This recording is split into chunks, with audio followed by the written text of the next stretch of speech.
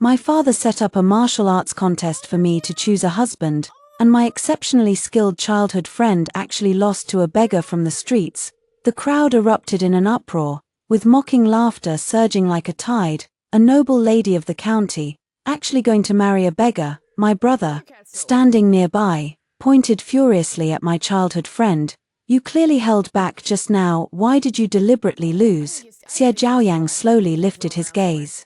I lost because my skills were inferior, plain and simple. How could there be any talk of intention? When our eyes met, his gaze was filled with distance and detachment. In that single glance, I knew he had been reborn as well. It turned out that in this life, Xie Zhaoyang no longer wished to marry me. In that case, why should I continue to dwell on it? The next moment, I raised my hand and pointed at the beggar, who was dressed in rags yet stood tall and straight, speaking clearly.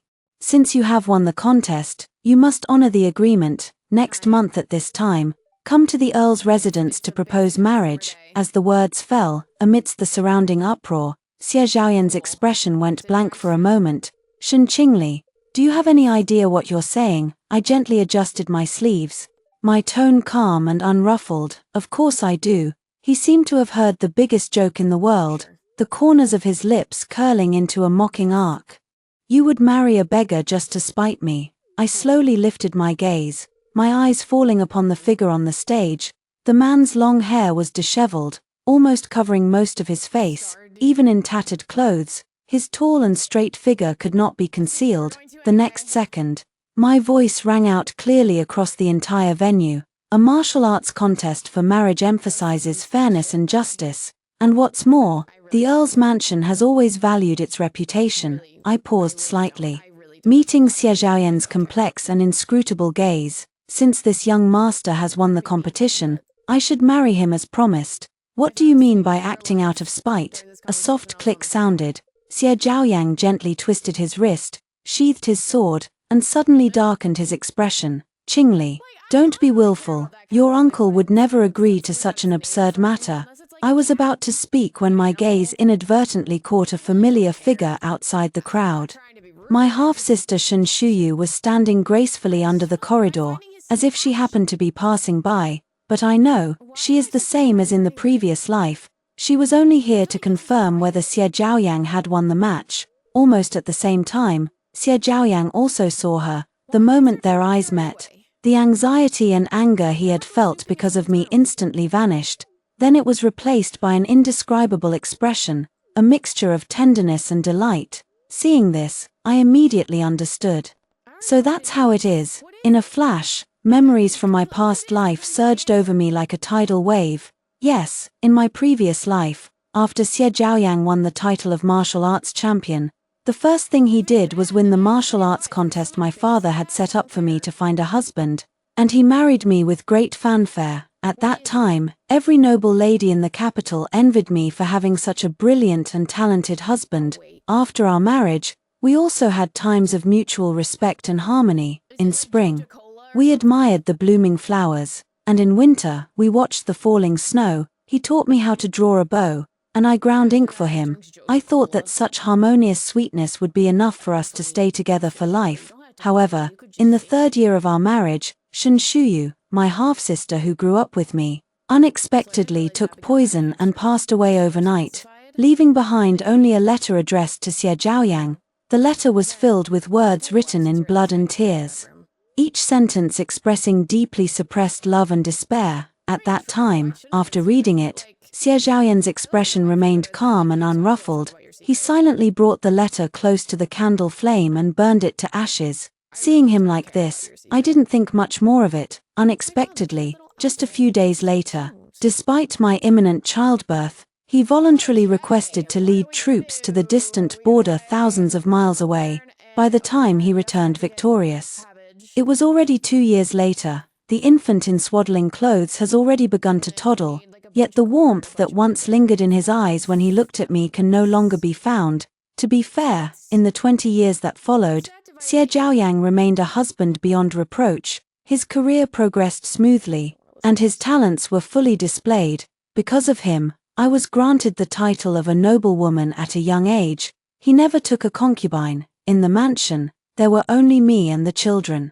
In the eyes of outsiders, he respected me, protected me, and gave me all the dignity befitting a legal wife. Even I gradually became deceived by this facade. Tell yourself that no matter how fervent the love of youth may be, by middle age, it will always settle into such a calm and respectful tranquility. Until the year he turned 40, he fell gravely ill and never recovered. In the final moments of his life, an old friend came to visit, held his hand, and asked if he had any regrets in this life. Holding our child's hand, I stood quietly outside the rose-colored silk curtain and heard him, with a faint breath yet clear and distinct words, lay bare the obsession he had buried for half a lifetime. I shouldn't have avoided her affection, nor should I have won that martial arts contest. As my thoughts gradually returned to the present, I saw Xie Zhaoyang quickly walking toward Shinshuyu. So in this lifetime, he would rather lose to a beggar in front of everyone than maintain our marriage bond, all to make up for the regrets from our previous life. It felt like an ice pick had brutally pierced through my heart. I tried my best to maintain a calm expression and clearly announce the match result, word by word. The martial arts contest to choose a husband has a winner. I, Shen Qingli, will keep my promise and marry this gentleman. With those words, he fell silent. My brother in the spectator seat suddenly looked at me, his voice urgent and sharp. Qingli, don't be foolish. He rushed to the front of the arena in a few steps. You are the legitimate daughter of the Earl's household, a county princess personally enfeoffed by the emperor. How can you casually marry a beggar of unknown origin? With that, he suddenly turned to Xie Zhaoyang, who had remained silent all along, and spoke with a livid expression. You grew up with my sister since childhood. And back then, you even vowed in front of everyone that you would marry no one but her. Today, you didn't give it your all and deliberately lost the match. Are you really going to stand by and watch her ruin her life out of spite? Xie Zhaoyang merely glanced up calmly upon hearing this. His gaze first swept casually over the crowd before finally settling on my face. His tone so calm it was almost cold. Uncle Shen would never agree to such an absurd marriage. He paused, a faint trace of mockery flickering at the corner of his lips. Moreover, the county princess's actions are merely a momentary impulse. She would never actually marry that beggar. As the words fell, Shinshuyu, standing beside Xie Zhaoyang, slightly lifted the corners of her lips, a trace of barely concealed pride flashing in her eyes, just as my brother was about to say something more. Beside them, Shinshuyu suddenly raised a delicate hand to her forehead and softly collapsed backward. Shuyu, Xie Zhaoyan's face suddenly changed, his previous composure vanishing in an instant. Amid the uproar from the crowd, he scooped up the pretending to faint Shinshuyu in his arms. He strode away without looking back. I stared at his resolute departing figure, my heart feeling as if it were being squeezed by an invisible hand. The crowd had dispersed, leaving only a mess around the vast arena. I turned around and, for the first time, truly took in the man who had remained silent the entire time. His clothes were tattered, his hair disheveled and covering his face, with only the sharp line of his chin clearly visible. I asked softly, "What is your name?" Logically speaking, if he could defeat dozens of people in a row, I should have had some impression of him in my previous life. Yet no matter how hard I searched my memories, I couldn't find the slightest trace of him. The man's parched lips parted slightly, and his voice came out hoarse but exceptionally cold. "I didn't join this martial arts contest to marry you." This sentence left me stunned on the spot. He continued in an unemotional tone, "Before I came, I heard that Xie Zhao was your childhood sweetheart. I originally planned to defeat him publicly, then offer 50 taels of silver as a condition to give up the right to marry you." I froze for a moment, the corner of my mouth twitching uncontrollably. "So, you're only doing this for the money?" "Yes," he answered crisply. A nameless fury instantly surged in my heart. I, Shen Qingli, have been well versed in poetry and literature since childhood, proficient in music, chess, calligraphy, and painting. Though I dare not claim my beauty to be unparalleled under heaven, it has certainly made me renowned throughout the capital. The men on Chang'an Street who wished to marry me could form a line stretching from the Vermilion Bird Gate all the way to the Mingda Gate, and now, I am actually being looked down upon by a beggar. A mix of competitiveness and humiliation churned within me. I sneered coldly, had the maid bring a few silver notes, and threw them directly at his chest. Since you've won the competition, you don't get to choose. With these 100 taels, I'm buying you to obediently become my fiancé. The man lowered his gaze to look at the silver notes fluttering to the ground, his figure unmoving, under the disheveled hair. I could barely make out his expression. All I could hear was a faint, derisive chuckle. Is the county princess trying to buy me? He slowly raised his eyes, and through the tangled strands of hair, I met a pair of unfathomably deep eyes. There is no greed, no humility there, only a silent expanse of ink-black darkness, 100 taels. To buy a beggar as a fiancé, the county princess is truly generous. His low, hoarse voice carried an indescribable meaning.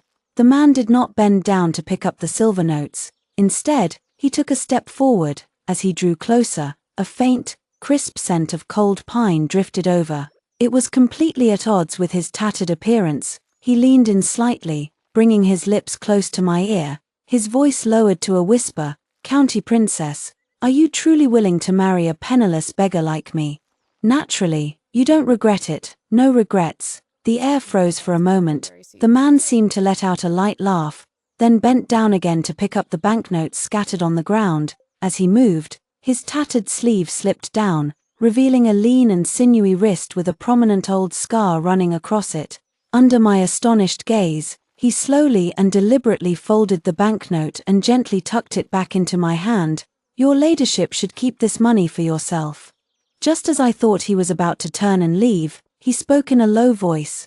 Wait for me. In half a month, I will surely come to the Earl's mansion to propose marriage. When I returned to the mansion, I was met with an angry roar. Ungrateful daughter. As the legitimate daughter of the Earl's mansion, you actually declared publicly that you want to marry a beggar, completely disgracing your father's reputation.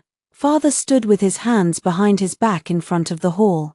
His face ashen with rage. Seeing me lower my gaze in silence, he suddenly flicked his sleeve and said coldly, Today, Zhao Yang deliberately lost the match, clearly showing he has no intention of marrying you. Since that's the case, I will go to the Marquis's residence tomorrow and finalize his marriage with your sister. In the future, I will also find you a good husband. I raised my eyes and replied with a forced smile, Very well, father, go ahead and try. Let's see whose words carry more weight, yours or the Empress Dowager's golden decree. He pointed at me, furious but suddenly speechless. I clearly remember the Empress Dowager's birthday banquet 2 years ago. I risked my life to take that knife for her, touched by my sacrifice.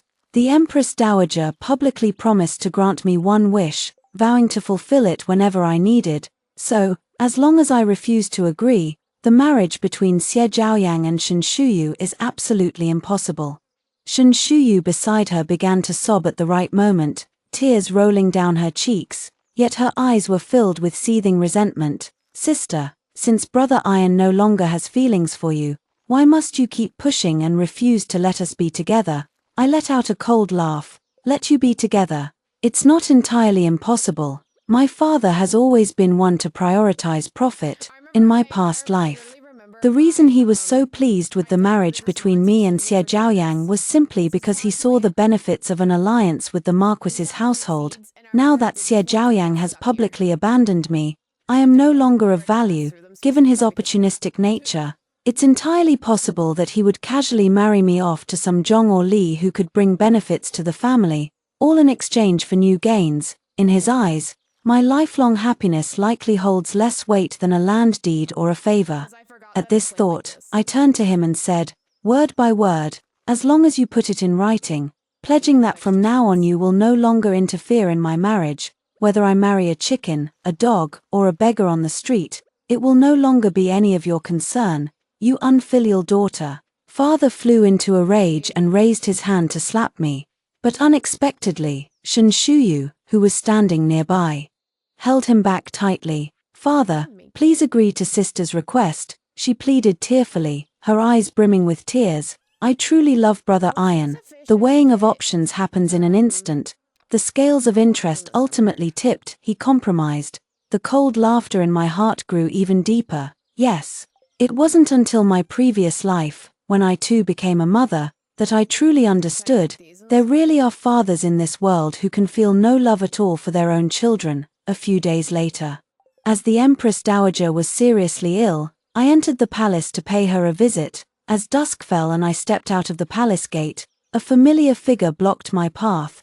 The scent of sandalwood drifted on the wind even without looking up. I knew who it was. Qing Li. Xie Zhaoyan's voice was low, carrying an unmistakable certainty. You've returned as well, haven't you? I lowered my gaze, staring at the trembling bead embroidery on the tip of my shoe, and did not respond. He took a step forward, his shadow looming over me. In our past life, we were married for 20 years. I dare say I never treated you with anything less than my utmost sincerity, but since you know Shuyu is the deepest pain in my heart, why must you insist on this in this lifetime? I suddenly looked up, meeting his somber gaze, a mocking curve blooming at the corner of my lips. I'm pestering you. There's no need for you to keep pretending, he spoke with certainty. Didn't you enter the palace today precisely to use the wish the Empress Dowager granted you back then, to ask her to bestow a marriage between you and me? I nearly laughed out loud. Where did you get such confidence? Xie Zhaoyang stared at me, suddenly reaching out to grab my wrist, his tone urgent. I can promise you, just like in our previous life, I will bring you into the mansion. His voice paused slightly, as if he had made some kind of resolution. But the position of the principal wife must be reserved for Shuyu. This is what I owe her. I abruptly shook off his hand, the last trace of warmth in my eyes completely fading away. I'll tell you one last time, who you love, who you marry, who you make your principal wife, none of it has anything to do with me. In this lifetime, I will absolutely not marry you again. After saying this, I boarded the Shen family's carriage without a single look back. The carriage curtain fell, cutting off the sight of Xie Zhaoyan's hesitant, unspoken words. The carriage moved slowly, and as I leaned against the soft cushion, my fingertips touched the corner of my eye, only to find it damp and cold. It turns out that some pains, even after being given a second chance at life, remain deeply etched in the heart. In my previous life, because of Shen Shuyu's death, he insisted on volunteering to go to the distant frontier even after learning that I was about to give birth. For over 1,000 days and nights, I endured countless heartaches and helplessness alone in the vast Marquis estate. Even on the day of giving birth, with 1 foot already in the grave, there was no one by my side. I could only clutch the quilt tightly. The irony is, after a lifetime of toiling to manage the Marquis's household in perfect order, all I received in return was his dying words, I shouldn't have won that martial contest. The sound of carriage wheels rolling over the cobblestone road jolted me out of my memories. I wiped away my tears and slowly straightened up. Outside the window was the familiar vermilion gate of the Shen residence, with a maidservant holding a lantern waiting on the steps. In this life, those sleepless nights and endless tears shed for Xie Zhaoyang will no longer exist. After Xie Zhaoyang and Shen Shuyu's marriage was settled, both households began bustling with preparations. A few days later, Xie Zhaoyang specifically sought me out, saying he wanted to take Shuyu to Jiangnan for a short stay. Before their departure, he handed me a thick dowry list. Shuyu's mother passed away early, just like yours. His tone was flat, yet each word pierced like a needle. As her elder sister and someone who has experienced marriage, you should take more care in arranging things for her. I nearly laughed in disbelief. Are you asking me to personally prepare her dowry? On what grounds? Xie Zhaoyang stood with his hands behind his back, his gaze carrying a warning. If you still harbor any thoughts of entering the Xie residence, do not make things difficult for Shuyu at every turn. Before the words had even finished, I raised my hand and tore the dowry list in two. Shreds of paper fluttered down like falling petals. Xie Zhaoyan's face darkened abruptly, his patience worn thin. Tomorrow, I will set off for Jiangnan with Shuyu, upon my return in half a month. If I find you still haven't made the arrangements, he turned, his sleeves fluttering, leaving behind an ultimatum. Our engagement ends here.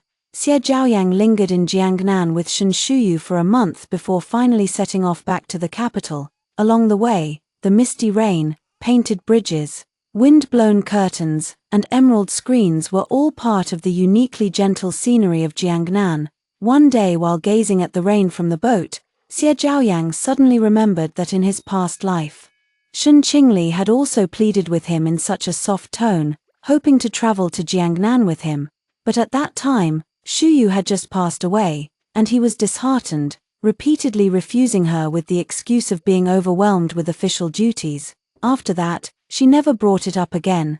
On the day they set off to return to the capital, Xie Zhaoyang felt an inexplicable tightness in his heart and suddenly longed to see Shun Qingli immediately, childhood friends for over a decade. He had to admit that there was still a lingering affection for her in his heart that was hard to let go of. Thinking about how he had spent the past month traveling with Shu Yu, leaving her alone in the capital, given her temperament, he couldn't help but wonder how deeply saddened she must have been. As soon as he returned to the capital, Xie Zhaoyang didn't even go back to the Marquis's residence but instead rode straight to the Shun residence. Who would have thought that as soon as I stepped into the courtyard, I was captivated by the scene inside. The hall was adorned with red silk, along with satin, jewelry, and bundles of silk with jade ornaments. Each item was priceless. Xie Zhaoyang was momentarily stunned, then the corners of his lips lifted slightly. It seems Qing Li not only knows her mistake but has also prepared Shu Yu's dowry with such grandeur and thoroughness. He knew, this is her bowing her head to me. When Xie Zhaoyang entered the mansion with Shun Shu Yu, I was sitting upright in the hall, flipping through the account books. Qing Li, you've put in a lot of effort. Xie Zhaoyang stepped forward, his gaze sweeping over the hall filled with chests and boxes. In his usually cold eyes, there was a rare flicker of something almost gentle. Beside him, Shun Shuyu looked at the dazzling splendor filling the room, unable to conceal the pride on her face. Brother Iron, it seems sister really took your words to heart. Xie Zhaoyang curved his lips slightly, not denying it. Shun Shuyu couldn't wait to step forward, reaching out to take a jade hairpin from an open chest. The hairpin glowed with a soft radiance between her fingertips, and Shun Shuyu couldn't put it down, letting out a soft sigh of admiration. Such fine ice jadeite, I've never seen anything like it outside the palace. With that, she began inspecting the chests filled with rare treasures as if she were already the mistress of the house. I closed the ledger and slowly stood up, positioning myself between her and the next trunk. Shun Shuyu frowned with displeasure, her eyes still wandering toward the trunks behind me. Her shifting gaze was filled with nothing but greed. I spoke abruptly, these are not for you. Shun Shuyu's hand froze mid-air, her expression shifting from smugness to shame and anger. Shun Qingli, what do you mean? Exactly what I said. You, her face instantly flushed crimson, her voice suddenly sharpening. I knew you had ulterior motives. These dowries must have been prepared for yourself. And you still have the audacity to cling to brother Aiyang. Xie Zhaoyang also stepped forward with a furrowed brow. Qingli, what do you mean by this? Meeting my gaze. He instinctively took a step back, as if afraid I would cling to him. I've already made myself clear. His tone deepened, carrying a note of warning. If you still wish to enter the Xie family, do not trouble Shu Yu any further. Fulfill your duty as the elder sister and properly prepare her dowry. I met his gaze, my eyes calm and unwavering, speaking each word clearly. Xie Zhaoyang, I will say this one last time. I have never once considered marrying you again. As for these. My gaze swept over the room full of chests and boxes. They are my betrothal gifts, and have nothing to do with you. The air suddenly grew still. After a moment of deathly silence, Xie Zhaoyang let out a low chuckle. Betrothal gifts, Shun Qingli, don't tell me, these things were sent to you by that beggar from back then. Meeting Xie Zhaoyan's mocking gaze, my fingers curled slightly, and I was momentarily at a loss for words. At dawn yesterday, dozens of sturdy servants dressed in black martial attire carried these chests to the Shun residence, stating only that they were betrothal gifts from their young master. As for his name, they refused to say. I had a vague premonition that these betrothal gifts were likely connected to the beggar who had won the martial arts contest that day. But what exactly was his identity? To think there is such a move. Seeing me at a loss for words, Xie Zhaoyang thought he had hit upon my concerns. And his expression immediately became somewhat arrogant. Qingli, There should be a limit to your anger with me. I suddenly felt utterly disinterested and turned to leave. Exchanging even one more word with such a person would be futile. Just at that moment, a servant approached holding a brocade box and said respectfully, "Second miss, this is the dowry that the master specifically added for you." Shinshuyu's face lit up with joy, and she eagerly opened the brocade box. When I clearly saw the translucent and lustrous mutton fat jade bracelet inside the box, it felt as if all the blood in my body instantly froze. That was the only keepsake my mother left behind. "Give it back to me." I rushed forward abruptly. Shinshuyu, however, darted behind Xie Zhaoyang like a startled rabbit, clutching the jade bracelet tightly as tears welled up in her eyes. "This was given to me by father. Surely you're not going to snatch it away too, sister." I reached out to pull her from behind him, but before my fingers could even touch her sleeve, Xie Zhaoyang shoved me away. He stood protectively in front of Shinshuyu, his brow furrowed deeply. "It's just a bracelet, and Shuyu is your sister too. Is this really necessary?" I was pushed by him and stumbled. Almost falling, Xie Zhaoyang instinctively reached out to help, but I had already steadied myself. Taking advantage of his distraction, I grabbed Shinshuyu, who was behind him. I took a deep breath, trying hard to suppress the anger in my chest, and extended my hand in front of her. "Give the bracelet back to me." Shinshuyu stared at me intently, a barely noticeable cold smile curling at the corner of her lips. "Sister, since you want it so badly," as she spoke, she slowly extended the bracelet toward me. Just as my fingertips were about to touch it, her fingers imperceptibly loosened their grip. Crack! The jade bracelet fell straight onto the bluestone floor, instantly shattering into several pieces. That crisp sound felt like a sharp knife stabbing deep into my heart. I stared blankly at the scattered jade fragments on the ground, and my mother's voice and smile suddenly flooded my mind. Overwhelming rage and sorrow instantly drowned out all reason. I grabbed Shinshuyu by the hair and raised my hand once more. Enough! My wrist was seized with immense force. Xie Zhaoyan's face was as dark as storm clouds. His eyes filled with disappointment and anger. Seeing this, Shinshuyu seized the opportunity to raise her hand and slap me across the face. A searing pain instantly exploded, and a buzzing sound filled my ears. Instinctively, I covered my cheek, looking at Xie Zhaoyang in disbelief. Tears welled up in my eyes without warning, instantly blurring my vision. When Xie Zhaoyang saw my reddened, tear-filled eyes, he immediately loosened his grip on my right hand in a fluster. His Adam's apple bobbed.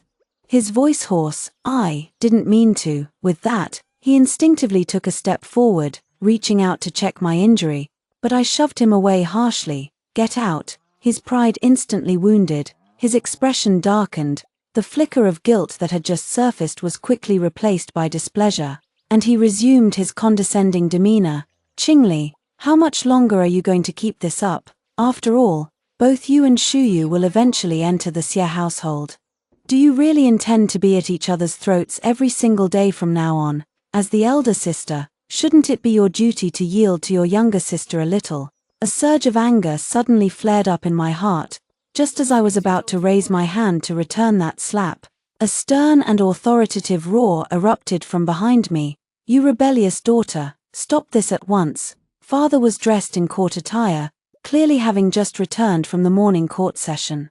His face was livid as he pointed at me and Shinshuyu, fighting openly in broad daylight. "What kind of behavior is this? Shin Qingli, have you no dignity left as the legitimate daughter?" I turned my head sharply, my crimson eyes piercing straight at him, the years of pent-up grievances and resentment erupting completely at this moment. "Dignity? And what about you? How dare you casually give my mother's keepsake to the child born of your concubine?" I pointed at the shattered fragments of the jade bracelet on the ground, my voice trembling with extreme anger. "Misappropriating your deceased wife's dowry to fill your illegitimate daughter's private coffers. What kind of family head are you? What kind of man are you?" As the words fell, Xie Zhaoyang, standing nearby, froze in place and murmured something almost inaudibly. "Is this your mother's keepsake?" I ignored him and looked at my father with a resentful expression. "If you dare to use my mother's keepsake without permission again, I won't hesitate to confront you in court, unfilial daughter." Shut your mouth." He seemed to have been struck in a sore spot, flying into a rage, and raised his hand to slap me across the face. I closed my eyes, preparing to endure the blow. However, the expected pain never came. I opened my eyes in astonishment, only to see a tall, straight figure standing in front of me like a pine tree. The man slowly turned his head, and upon seeing his deep eyes and sharp, cold features, my pupils contracted abruptly. I let out a low, incredulous gasp. "It's you." The man raised an eyebrow slightly at me. "Didn't you, Miss Shen, offer me 100 taels to marry you? I'm here to fulfill the agreement." "Absurd." Xie Zhaoyang abruptly pulled me behind him, stepping forward to stand between me and the man. "Are you the beggar from that day? Do you realize what kind of nonsense you're spouting? Do you really think someone like you is worthy of marrying the legitimate daughter of an earl's household?" Before his words had even fully faded, a dull thud echoed from the side. I saw my father, his face as pale as paper, had already fallen straight to his knees, his voice trembling uncontrollably. "Why, your humble servant pays respects to His Highness the Crown Prince." "What, the Crown Prince?"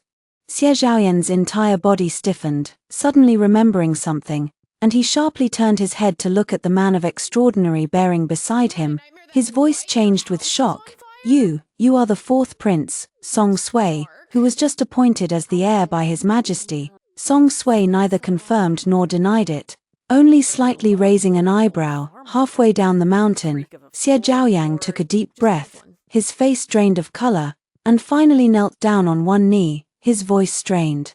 "Greetings, Your Highness the Crown Prince." Song Sui paid no attention to the two of them, instead walking directly up to me, his slender fingers gently lifting my chin. My heart tightened, and I instinctively tried to dodge, but his fingers held me firmly in place with an undeniable force. When his fingertip touched my swollen, burning cheek, I let out a soft hiss of pain. Song Sui's gaze sharpened, and the gentle aura around him instantly turned cold and rigid.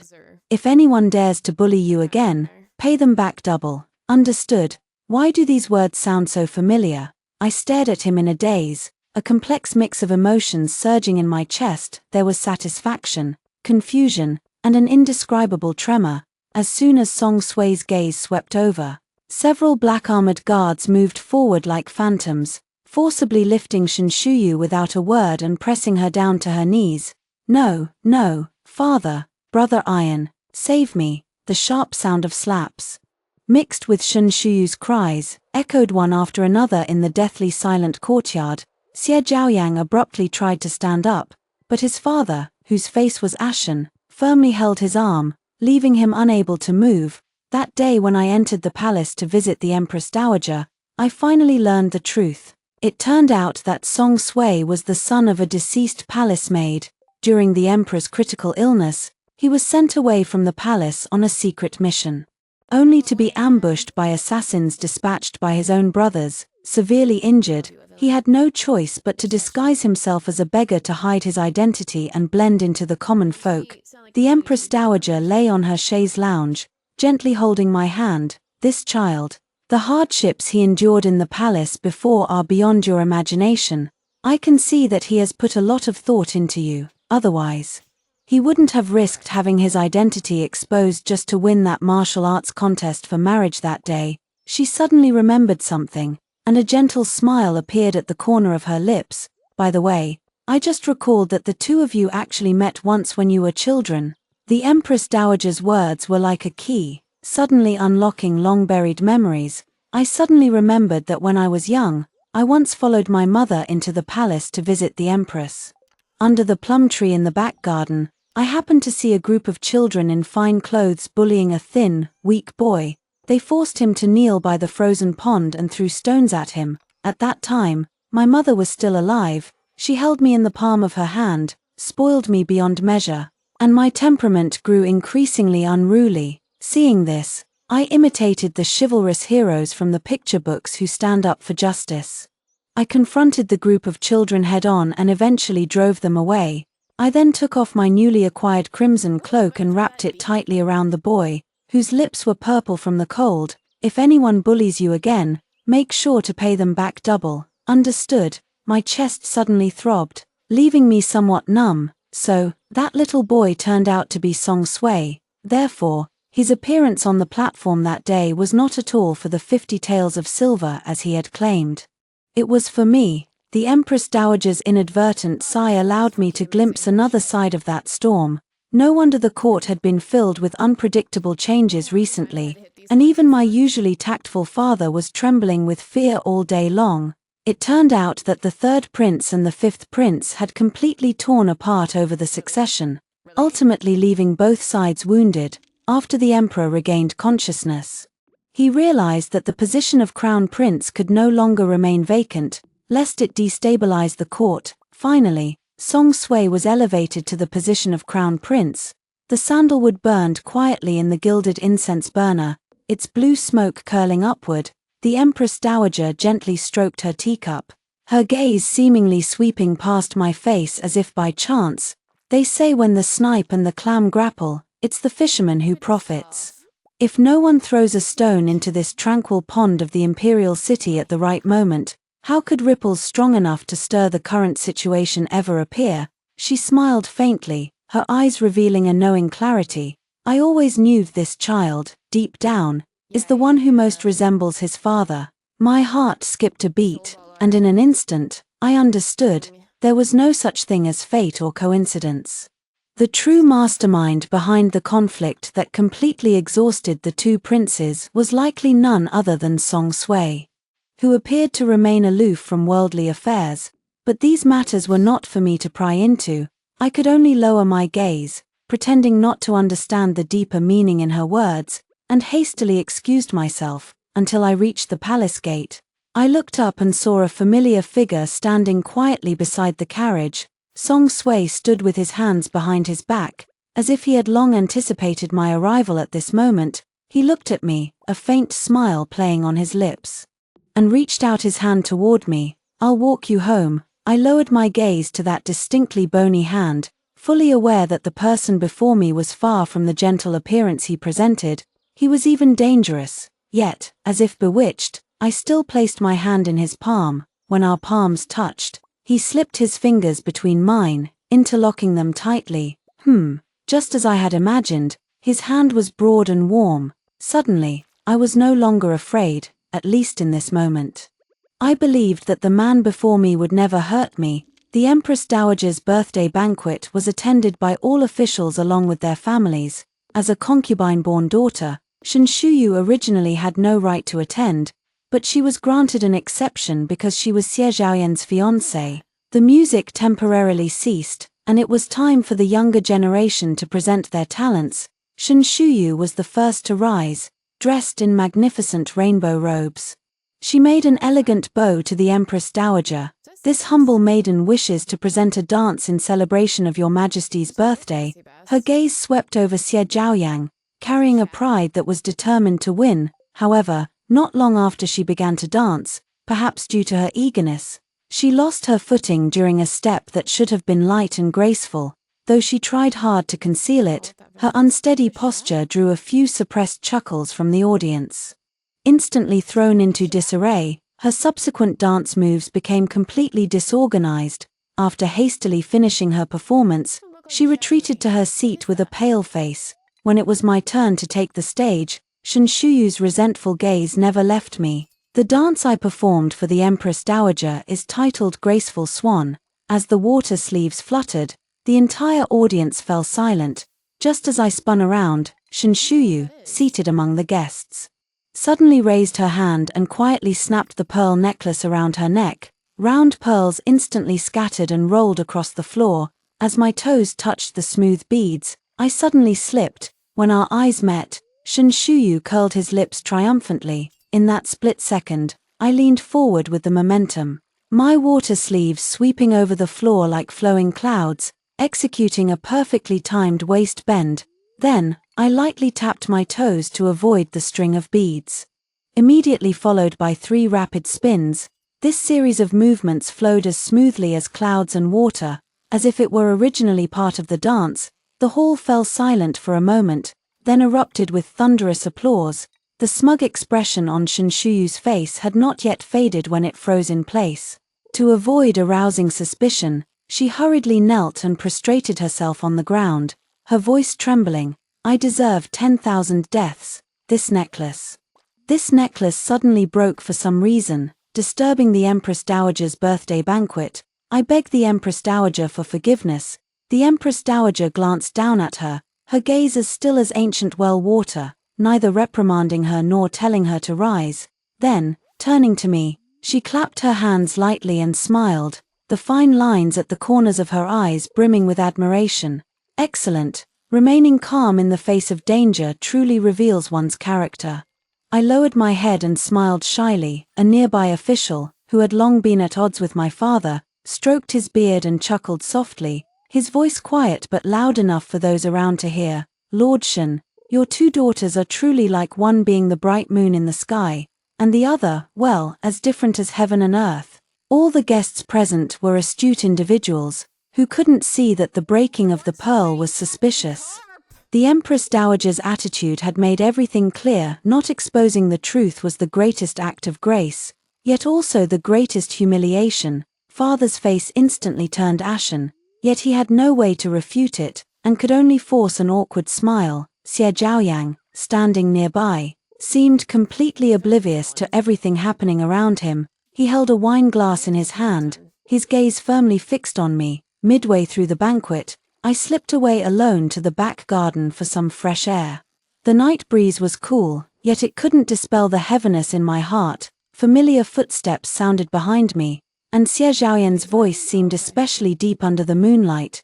"You danced very well just now." I did not turn my head, my voice calm and steady. "Thank you, young Marquis." He remained silent for a moment, then took out a familiar bamboo flute from his sleeve. It was the one I had personally made for him on his birthday last year. His tone carried a hint of hesitation. "Qing Li, could you dance for me alone once more, just like before?" "Impossible." These three words were spoken with resounding finality. Xie Zhaoyan's face gradually paled, yet he still clung to a sliver of hope. "I don't believe you have not a shred of affection left for me." He took a step forward, his voice tinged with panic. "Qing Li, if I told you that the one I've always loved in my heart is you, would you believe me? I only feel guilty towards Shu Yu. Afraid she might do something foolish again in this lifetime, which is why I thought of marrying her for the time being. But now I understand that doing so will only push you further away." His eyes reddened. "I regret it. Can you not marry the crown prince? Let's stay together for a lifetime, just like we did in our previous life." "All right." I felt like I had heard the biggest joke of all time. Spend a lifetime together. I forcefully shook off Xie Zhaoyan's attempt to hold my hand, my chest heaving violently. Although I tried my best to steady my emotions, my voice still carried an uncontrollable sob. "In your previous life, you kept saying you felt guilty towards Shen Shuyu, but did you ever think about how much more you owed your wife and child? Do you have any idea how difficult it was for me to raise Nyana all alone after you abandoned us and went to the border, when he caught a cold and had a high fever that wouldn't break? He kept crying and calling for his father, until the very end. That child couldn't understand why his own father never wanted to look at him more than once from the moment he was born." Tears blurred my vision as I stared directly at his suddenly pale face. "Xie Zhaoyang, you are nothing but a complete and utter scoundrel. You are always chasing what you can't have, and you never learn to cherish the person right in front of you. Loving you once was me being blind." As the words fell, Xie Zhaoyang felt as if struck by lightning. After stumbling for a moment, he collapsed to the ground with vacant eyes. As if all his strength had been drained, a familiar soft call came from the distance. "Qing Li." Song Sui stood holding a lamp, his black cloak fluttering gently in the wind. Without hesitation, I walked toward him, not giving another glance to the person behind me. On the day of my wedding, I wore a phoenix crown and ceremonial robes, and the hall was filled with joyous red. The maid was helping me get ready to go out when suddenly there was a commotion outside the door. Xie Zhaoyang, clad in military attire, barged in, his armor still damp with morning dew. I instinctively took half a step back and looked at him warily. "What do you want?" Yet he just stood there, his gaze greedily lingering on my wedding dress, his eyes bloodshot. "Qing Li," his voice was terribly hoarse. "You look just as beautiful in the wedding dress as you did before." He smiled bitterly, a glimmer of tears seeming to flash in the corner of his eyes. "It's just a pity that this time, I'm not the groom." Seeing that I was still on guard, he took a deep breath and slowly took half a step back, creating some distance between us. "I'm sorry." These 3 words seemed to drain all his strength, for my past arrogance, for the hurt I caused you, for everything. His gaze swept over my eyes and brows one last time, as if wanting to etch this moment into his heart.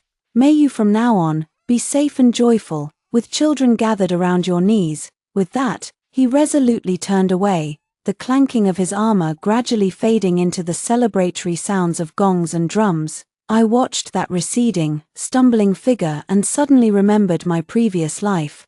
It was also a night with tall red candles burning brightly, holding the wedding scale. He gently lifted my phoenix and dragon bridal veil. The candlelight flickered in his smiling eyes as he said, "Qingli, I, Xie Zhaoyang, will never let you down in this lifetime." The sincerity in his eyes at that moment, and the desolation of his departure now, intertwined under the glow of the red silk drapes, weaving a dream that felt like a lifetime away. Just as in the previous life, Xie Zhaoyang volunteered to lead troops to garrison the border, never to return to the capital. Shun Shuyu was unwilling to endure a hard life with him in the frontier, so she broke off their engagement. Her father arranged another marriage for her, this time with the second son of the Duke of Zhengguo's family. However, given Shun Shuyu's status as a child of a concubine, she could only become a concubine herself. I heard that the legal wife was quite formidable in her methods. After Shun Shuyu entered the household, she was tormented every day. In less than a month, she was crying and begging her father to bring her back home. Although her father had once favored her, when it came to real interests, he ultimately chose to stand by and do nothing, leaving her to fend for herself in the vast rear residence. Time flows, dynasties change. The once glorious Earl's mansion gradually fell into ruin. Later, my father was stripped of his title for being involved in a corruption case in the canal transport system. That day, heavy snow fell as he staggered and knelt on the long steps outside the Eastern Palace, his graying hair covered in frost. The palace attendant held an umbrella to shield me from the snow, whispering that he had been kneeling in the snow for 3 hours. I stood beneath the corridor, gazing at the figure curled up in the wind and snow. I remembered how he had insisted on bringing his mistress into the mansion while my mother lay ill on her sickbed, and how he casually gave away her belongings to his illegitimate daughter, how he stood by indifferently during my most difficult times. Finally, I left without looking back, leaving behind the words "disappear." After I married Song Sui, we supported each other, deeply in love and devoted. After he ascended the throne, he left the 6 palaces empty, standing by my side alone. Many years later, on a snowy night, with the candlelight flickering, he gently took my hand after reviewing the final memorial. "Qingli," his voice was low and deep. In fact, in my previous life, I too had once stood beneath the arena. My fingertips trembled slightly as I looked at him in disbelief, but at that time, I was too weak. "I could only watch as you wore the phoenix crown and ceremonial robes for him, watch as you shed tears alone in the deep courtyard." His palm was warm, carefully enveloping my slightly cold fingers. "So in this life, I swear I will make you happy." I looked into his still clear eyes and smiled as I returned his grasp. "You did it." Outside the window, the snow fell silently. Inside the hall, time stood still and peaceful. In this lifetime, we ultimately did not let each other down.